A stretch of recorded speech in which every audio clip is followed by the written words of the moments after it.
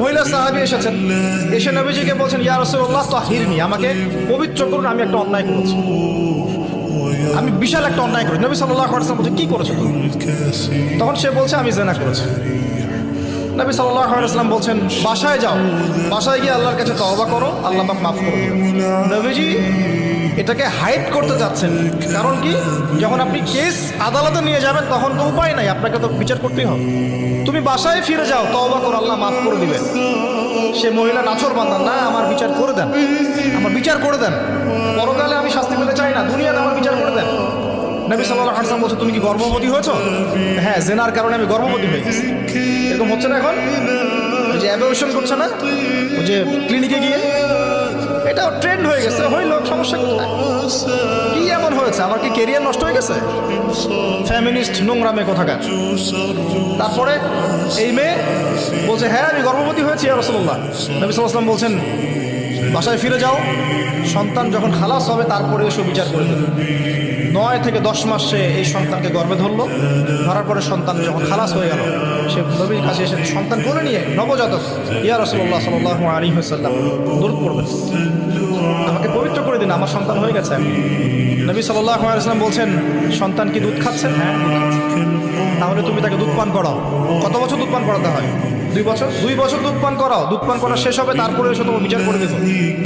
এবার 2 বছর দুধ পান করানোর পর এই মহিলা এসেছে, সন্তানের হাতে একটা রুটি, নবীজিকে বলছেন, ইয়া রাসূলুল্লাহ সাল্লাল্লাহু আলাইহি ওয়াসাল্লাম, আমার সন্তান এখন রুটি খেতে পারে, আমার সন্তান এখন রুটি খেতে পারে, আমার বিচার করে দিন।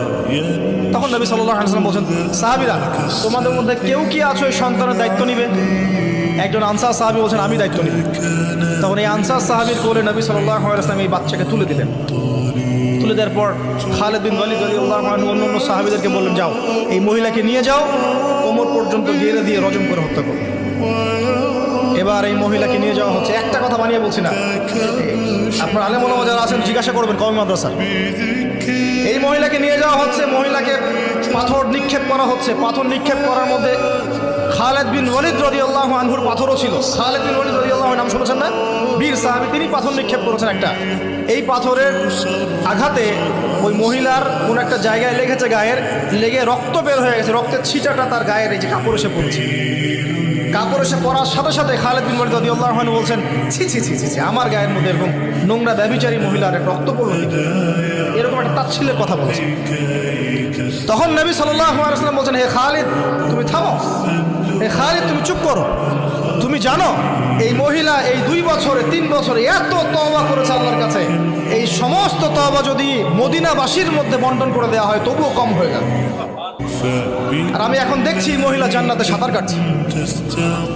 আমি বুঝাতে পারছি না আপনাকে প্রিয় বোন, প্রিয় ভাই, যারা বিবাহিত হয়ে ব্যভিচার করছেন, জিনা করছেন, তিনি তওবা করেছিলেন, তওবা করেছেন, আল্লাহ পাক মাফও করে দিয়েছেন, জান্নাতে চলে গেছেন, কিন্তু পৃথিবীতে তার শাস্তি কায়েম করা হয়েছে। বিবাহিত ব্যক্তি ব্যভিচার করে ফেললে তার পৃথিবীতে বেঁচে থাকার অধিকার সে হারিয়ে ফেলে।